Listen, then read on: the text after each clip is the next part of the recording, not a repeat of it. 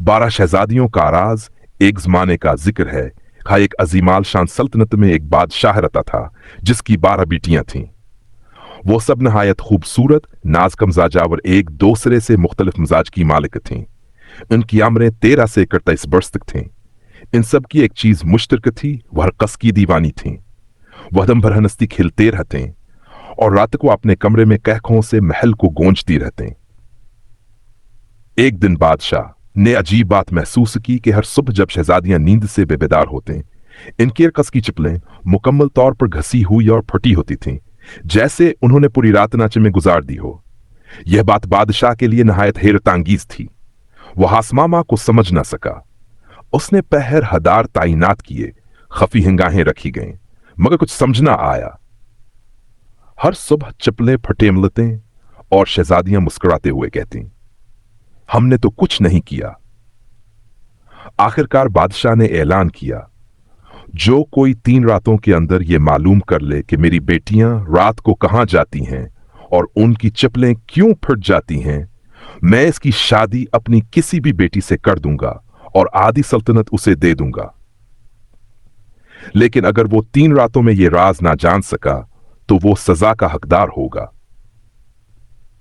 बेहतर से शहजादे और बहादुर जवान आए, मगर सब नाकाम वापस गए या सजा के मुस्तहक बने।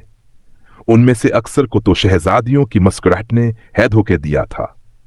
एक दिन एक गरीब सिपाही जो जंग से लौटा था बादशाह के महल में पहुंचा। रास्ते में उसने एक बूढ़ी औरत को मदद दी थी।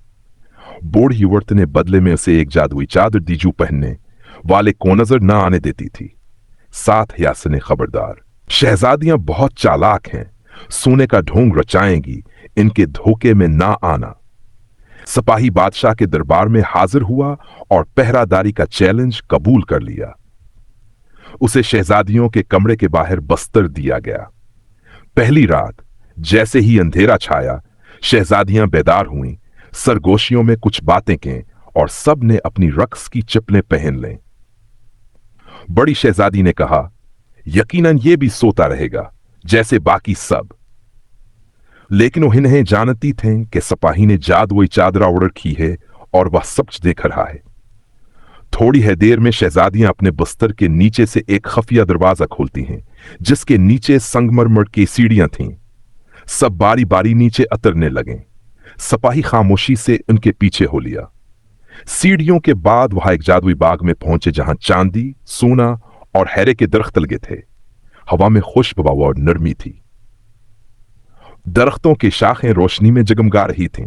सिपाही ने एक चांदी की शाख तोड़ लिया और अपने थैले में डाल ली। आगे चलकर वहां एक झील पर पहुंचे जहां 12 कश्तियों में 12 खूबरोश शहजादे मौजूद थे। हर शहजादी एक कश्ती में सवार हुई।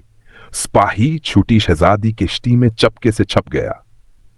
कश्तियों ने झील पार की और दूसरी तरफ एक शानदार महल था जहां रोशनी, साज, गाने और रक्स का एहतमाम था। हर शहजादी अपने हजादे के साथ नाचने लगी। सिपाही ने यह सब खामोशी से देखा। चंद सबूत जमा किए। सोने की एक पत्ती, हेरे का फूल और झील के रियत। सुबह होने पर सब वापस आए, थकी हुई और खामोश। सिपाहियान से पहले वापस कमरे में आकर लेट गया, जी से सुतार हाओ। यही माजरा 3 रातों तक हुआ। तीसरी सुबह सिपाही बादशाह के सामने हाजिर हुआ और सारा माजरा बयान किया। बादशाह पहले तो हैरान हुआ, फिर सिपाही ने वो तो पेश किए जो उसने जादुई बाग से लाए थे। चांद की शाख, सोने के पत्ती और हेरे का फूल देख कर बादशाह समझ गया कि ये सच है। इसने अपनी बेटियों से तस्दीक की। सबने शर्मिंदगी से नजरें झुका लें और सच कबूल कर लिया। वो सब जादू के जीरे असर थे और हर रात से जादुई महल में जाती थे। बादशाह ने वादे के मुताबिक सिपाही से पूछा, कहो किस शहजादी से शादी करना चाहता है। सिपाही ने कहा, मैं सबसे बड़ी शहजादी से शादी करना चाहता हूं। वो समझदार है और मेरे दिल को पसंद है। शादी बड़ी धूमधाम से हुई। सिपाही आधी सल्तनत का मालिक बना और एक नीक, इंसाफ पसंद और अक्लमंद बादशाह के तौर पर जाना जाने लगा।